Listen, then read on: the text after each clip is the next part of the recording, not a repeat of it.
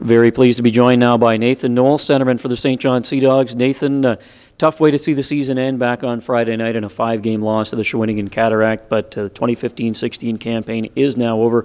Give me your thoughts on how things went for you.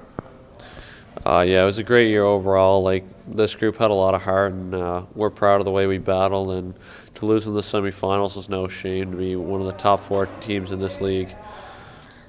The regular season went pretty well for the team. You won the Maritimes division. You get into the third round of the playoffs. First experience beyond round 1 for you in the postseason. So certainly a different year for St. John, and a very good one too, right? Yeah, we kind of got that taste of winning this year. It's so fun to just win as a team, and really personal stats, everything goes out the door. All you want to do is just help your team whatever way you can, and when it gets to the third round, it's just a lot of fun. Every game you win, it's just kind of the morale's really high, and hopefully next year we can go all the way, and it'd be pretty surreal to win this league. What did it mean to you to have the playoff success that you had and have it the way that you had it, with the guys out that weren't available to play and with different heroes stepping up almost every single night? Yeah, well, we battle adversity all year. I think that's the kind of heart this team has. We're going to battle through anything, and we showed that in the playoffs. Another solid year for you personally. Tell me about your season in a Sea Dog uniform. Season 3 already, hard to believe. Yeah, it's really hard to believe. It's flying by. My season started off a bit slow, but then I started to pick it up after Christmas. But yeah, no, I'm really happy with it. Honestly, for me, it was way more about the team this year than myself, and I think that goes for every guy in this room. So I think just the team having such great success is what everyone's happy with right now. When you get a chance to sit back and reflect on this season, what are the big highlights that are going to stand out to you? I mean, from a personal standpoint, probably the 20-game point streak, I suppose, might be one of them. But what are the ones that are going to stand out to you for sure? The biggest highlight of the year was my Game 7 against Cape. For me personally, that was I felt like I helped the team there get the win, and that was the biggest game of the year. So it was a proud moment for me. The 20-game point streak, it really wasn't that big a deal for me, honestly, because the team was on a 20-odd game win streak or whatever it was then. I think it was 19 games. And we were only thinking about that. You weren't thinking about your own stats. A lot of guys were on point streaks through that win streak. But yeah, all we were worried about was team success. You saw it on a daily basis, Nate, but so many guys in this room were banged up, missed some time, played through injuries and things like that, and the team used over 40 players this year.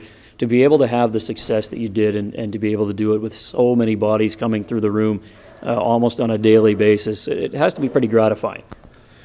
Yeah, everyone who came in did their part, and I think we made a culture that if you're going to wear a Sea Dogs uniform this year, you're going to play 100%, and we did that every night. We contributed as a team. There wasn't one guy wasn't bigger than the team. It was just all about that, and I think the guys coming in who were call-ups may have a chance to make the team next year, and they're going to really help us.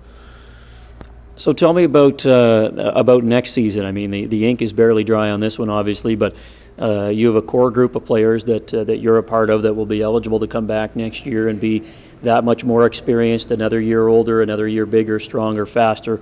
And there are a lot of guys that could come back and help lead this team. How exciting is that to you? Yeah, our core group's going to be pretty well the same. We're going to miss a lot of key guys for sure. Povo, Murph are definitely gone, and Turcotte, just all those 20s they were great players for us, but we got to bring guys in to replace them. And I think all of us guys who are older and the younger guys, I think guys like Joe Valino maybe can take a bigger step and take a bigger role here. Like you've seen in the playoffs, he already made that jump. So just guys like that are going to step up next year and just only get better. Off-season wise, big plans for you? What are you going to do after a bit of a recovery period, I'm sure? Yeah, I'll definitely take another week off for sure, but I want to have the best off-season of my life coming into next season. I I want next season to be the season. Like, I want to win the league next year, and I want to be a big part of it. So for me to be able to do that, I got to come in at great physical shape and just work on my craft in the off season. Is there anything specific you want to focus on? Not really. Just all around strength, but I think I'm going to focus mostly on legs and cardio. For me, I don't think the way I play, I need to be a big, strong bruiser kind of guy. I'm more of a speedy, competitive player. So I think it will help me more just to come in lean and high cardiovascular, and yeah, that's what I want to focus on. Nathan, great season. Enjoy a good summer, okay? And we'll see you in the fall. Thanks a lot, Tim.